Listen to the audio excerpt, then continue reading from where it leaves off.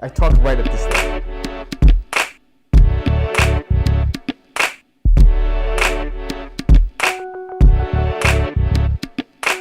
My name is Joe Gonzalez, and I am a motor skills coach based in New York City. What is a motor skills coach? We look at the body in a more integrated fashion. A lot of trainers, a lot of physical therapists will look at the body very biomechanically.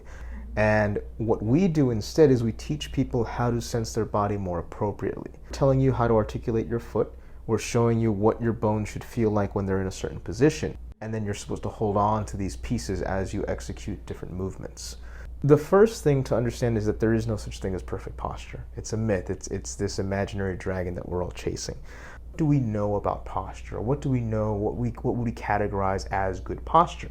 So I got a bunch of responses about sticking out your chest, sitting up straight, shoulders back, all of this great stuff. So what are the most common complaints for people when they have body issues at work, sitting at a 9 to 5? Everyone's got shoulders, got neck issues, got lower back issues. So then I started painting a picture. And I said, okay, cool. If you're doing this, what muscles are being contracted? Like if you're sticking out your chest.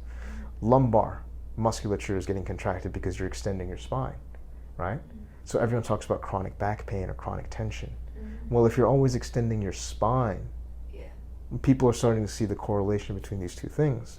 We want to learn how to leverage another muscle to do the job of the lower back and learn how to use hamstrings to rotate your pelvis.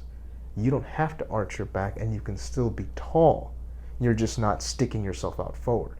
Because when we arch our back, when we stick our shoulder blades back, we are translating our rib cage forward. So imagine if most of your weight now is in front of your spine. It always is, but now it's more so. Now you're pressing into the ground with your toes. You're using your quads to keep you from falling forward. So you're doing all of this excess work and holding on to all of this excess tension.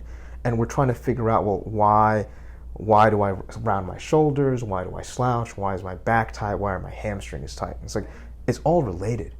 You know what? I'm going to say yes. I am opposed to stretching as a means of tackling specific problems. Like if you feel that you have a restriction or something's tight, you would probably do well to not stretch, especially if we're talking about hamstrings and your thigh, because odds are what you're feeling is a restriction based on tissue that is already on stretch or eccentrically loaded.